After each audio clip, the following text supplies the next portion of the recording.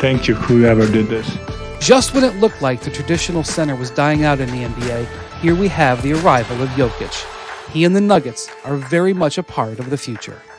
His really weird relationship with microphones aside, Chauncey, he and Jamal Murray have formed something pretty fun to watch. Can you give any specifics on how this all came about? I mean, just like we talked about Simmons and Embiid's game not complementing one another's, these two do, and here's why. Because Jamal Murray's a natural scorer, and I believe that Jokic is a playmaker. And for that reason, these two get along just fine. Like any other point guard situation, you're called on to make plays.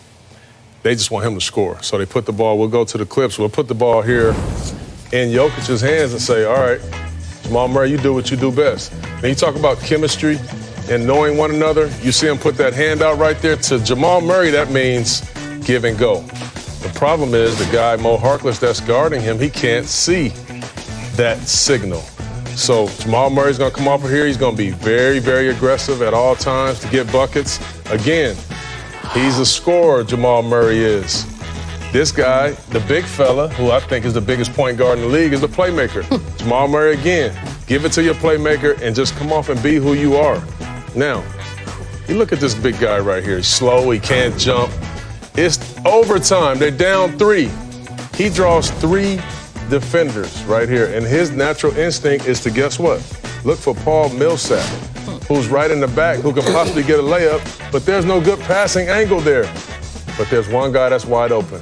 His favorite target, the best scorer on the team, Jamal Murray, a beneficiary of great playmaking. Now, this is something you don't see every day. Your point guard, 6'4", passing it to the 7-footer in the backcourt to then go make a play, a pick and roll for him. Look at the biggest point guard in the league, you guys. Goes to the paint like Rondo, draws 3 defenders, and finds, not Paul Pierce, but Jamal Murray for a wide open 3-ball. This dude right here is just, he's dangerous. Same result. You can tell that they like each other. Right. I mean, they have fun playing with each other. Their games complement one another. They're young, they're gonna grow together. I just love it. I love what they do. How would you describe his passing? Unbelievable. He's a guard. He's a big man in the guard's body. Vice versa. He's a big man. I knew what you meant. He's an unbelievable passer. He sees the floor very well. He's 2 steps ahead of the game every time he plays the game. As soon as he catches the ball, he knows what he wants to do with it. So I think he's leading the league in assist turnover ratio as well in the playoffs. That's unbelievable stat for a big. It is crazy. That is insane. Does he remind you of anyone? That twosome right there, to me, they remind me a little bit of like Weber and Bibby. That's the only 2 that I can kind of think of. And Or Divac. That's Weber a point? I would say. Yep, is damn near a point. Yeah, Weber could pass that thing though, man. He could really, really pass it. Maybe not quite like Jokic, but dang near close though. The thing I like about watching the Nuggets play is they look different from every other team. Because when you're able to invert your offense and have your center bringing it up in the backcourt or throw it to him at the high post, I'm actually getting a chance to see people cut and move off the ball. It's the opposite of watching the Houston Rockets. Right. They have 5 guys constantly spotting up or 4 guys and 1 guy trying to get a lob on the dunk spot. So it's just refreshing to see how they play. And it's, to piggyback what you said, when Brad Stevens came in, similar offense. He tried to go through Al Horford in the post, and back in the day when it was Jared Sullinger and Kelly Olynyk, same type of offense. Try to invert the offense, get the defense to react differently, and see how bigs guard pick and rolls or pin downs. Blazers, what are they gonna do tonight? Tonight after Nuggets Blazers, Game 6. You don't want to miss SportsCenter with Scott Van Pelt. Post-game coverage from Portland. Tim Legler will be in studio. Raptors Sixers Game 6 breakdown. Barry Melrose will join the show to talk Hurricanes Bruins Game 1. A lot going on. SportsCenter, 1 a.m. Eastern, 10 Pacific on ESPN and the app. And honestly, this man right here, Rising Star, brought to you by Mountain Dew. Might as well just name the award after Pascal Siakam. By far the most. He's been that good. 3rd-year forward. Rough Game 4, calf contusion, and then he stars in Game 5, leads all scorers with 25 points. By nearly 7 a game from the first round, the rest of the Sixers, a step back, specifically Ben Simmons. He went from averaging 17 in the first round to 9 in this series. Show you how hard the playoffs are. Tonight tough out there. is the night. Rajan, I know you and Paul go way back, so we actually asked Paul for 3 of your favorite moments of Mr. Rondo. Okay, starting off, this is what I didn't even know. Transition. I knew he can dunk, but I didn't know he can dunk. Man, when he got the ball down, he went down middle and dunked this on Jason Max. I was like, ooh. And this might have been his first and one dunk. That was nasty. That was his first and one dunk. I was like, this boy gonna You missing a dunk. No, he had some better ones, but this is the first time. No, but this is the first time and one. No, this is you acting and like one. you meant that. You acting like that was no big deal. The second I one, don't like that, man. let me tell you something. Linsanity came in our building on fire. Rondo was like, man, we gonna shut that off tonight. And he only went for 18 points, 17 rebounds, and 20 assists. You weren't feeling Linsanity? He was not feeling Linsanity. I said, Rondo, he is not about to come in here and do this to us on national TV. Shut that water off. And boy, did he shut that water off. That was big and numbers. My third, not to take away from Rondo's moment, but this let me know that he was very aware of the moment. He knew I needed one more basket to pass Larry Bird. He knew I needed one more basket to pass Larry Bird. Not to take away from those. No, not to take away, but he knew. I'm going to show my moment passing Larry Bird. He knew I needed one more moment. But as you saw, what point Rondo guards understands the moment. Yep. Just like you saw this year, he gave the assist to LeBron to pass Michael Jordan. So he understands the moment when it's a special day for that player that we're going to let you shine. And he understands that. That's what great point guards do. Did it feel like it cheapened your moment when you saw him do it for LeBron? No, that's the type of player he is. No, not at all. He understands the moment. Because his feelings were hurt. He understands the moment. My feelings wasn't hurt. Come on now, this is history. He's part of history. And also, we put a graphic up there that's really telling because we show 3 of the Phillies' top players' productivity higher in the regular season, lower in the playoffs, except Jimmy Butler. There's a turn, playoff Rondo, where you want guys to get better this time of year, not the opposite. And this is why Philly's in trouble. Is that weird to have everyone talk so nicely about you while you're sitting right here? My guy, so. It's a little like, oh, it's uncomfortable. Did you want to say anything before we go to break? Oh, no, I had a lot of pressure that game against Jeremy Lin. Really? Oh, man, Jerry Lynn was on fire. I know Paul was He was on fire. I was like, we're going to shut that off. From the ball boys to Kevin Garnett to everybody was like, don't let him come in. Cannot let him come in here. He had a whole stands of everyone because he went to Harvard. Right. Oh, man. He was coming there on fire. You understand? He was on fire. Yeah. I don't even think he had like 10 points that day. Really was a crazy 2 weeks. It was. That's where it ended, though, in the Garden. Rondo wasn't going to let that pass by. Ended that night, yes, sir. Okay, we're taking a minute here. Still getting checks. If you have a crazy uncle who thinks they don't play basketball like they used to, have him watch these guys. We're going to talk about them next.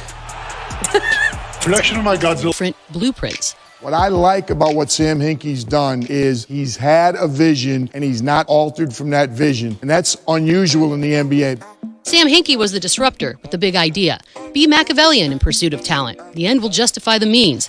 But before Hinkie got through his punch list, he was out. From the NBA establishment came Brian Colangelo, a trusted name and a steady hand to put the Sixers on track for immediate results. The process in Philly has taken an interesting turn. Colangelo is now the former GM of the 76ers as a result of this mysterious Twitter scandal. But before phase 2 of Philly's reconstruction was complete, Colangelo was gone.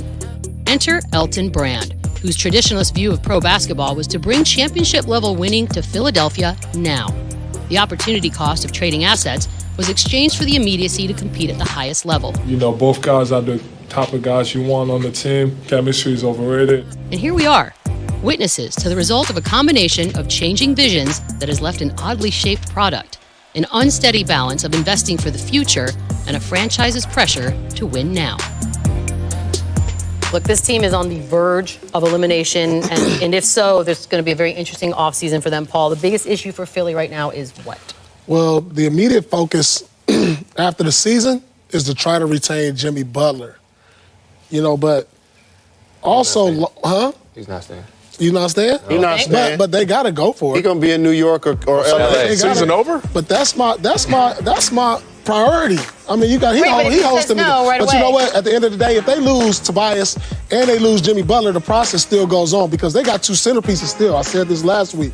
Not a lot of teams can say that if they lose key free agents. Like, if Toronto loses a key free agent and Kawhi Leonard, and they lose Kyle Gasol, it's a wrap. They still got the process. Who? Which one? Mark Gasol. It ain't a wrap if they lose him. If they lose Gasol, Kawhi. they have a big hole in the middle. Kawhi, and they bro. lose Kawhi, then they got issues. But they still have 2 building blocks that key free agents can still come around, they can surround themselves with. So if they retain Jimmy Butler and Tobias Harris, that's a plus. If not, they still have the process going. Well, Rajon said Jimmy's out. I'm taking Rajon's word. Yeah, he'll be he'll be in LA area or New York City. Yeah. But here's what I want to say about the two cornerstone thing. I think in the playoffs, as long as Ben Simmons won't attempt a shot outside of the paint, their two cornerstones become redundant when the game slows down. Kawhi is guarding him in this series. All he's doing is roaming, reaching, getting steals, and then dunking and scoring on them on the other end. So I think for both of these guys to flourish, if he's not going to shoot the ball outside of the paint at all, and I would love to hear what you got to say about this, because you went from being a player people felt like they wanted to take the shot to actually shooting a lot of shots. Right. I seen you shoot 10 3-pointers in a quarter this year. Yeah. Right? Absolutely. So what do you think about a guy like that just won't shoot the ball outside of the paint? Do you think that's going to change next year or the year after? Well, I hope it changed for our game. He's a hell of a talent. Not many people can do what he does on the court every night. But similar situation back in the Boston days we played. Teams played me similar ways, but the most important stat is FGAs. You would shoot, though. That's what I'm saying. So that's what Danny told me. He said, I don't care how far they back up or however Kobe's playing you, FGA is the most important thing on the stat sheet. So I would just tell him, shoot the ball, just stay aggressive. But he's not even driving to the hole. He's not even making plays for other people. But you gotta stick with him. He's only in his second year. You gotta hope that it'll develop, like we saw with Rajon Rondo, like we saw with Jason Kidd. You gotta hope that he can develop some sort of game to where it's respectable, to where you got all right, we gotta come out here with the game winner. He may hit, but he gotta take the shot. How long do you give it, though? Potential shot, versus reality becomes a real situation at some point. So how long? I mean, it depends on how long they want this process to last. They sped it up this year, getting Jimmy and Tobias. Who knows, like Paul said, what will happen this summer.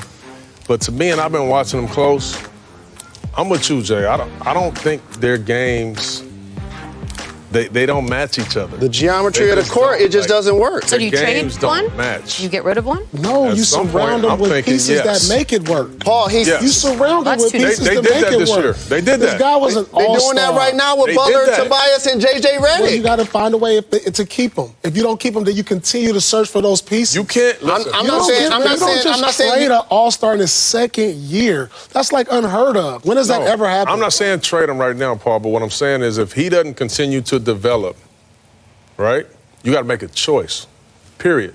And that choice is probably going to be Ben Simmons. He's going to have to move, and those guys are going to need their own team.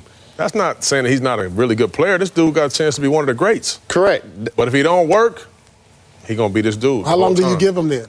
You give him at least another deal. Well, I believe in that. I was a guy that... So we talking about 4 more years minimum. You give him a chance, no doubt. 4 more years. We'll see, though. We got Game 6, Warriors-Rockets.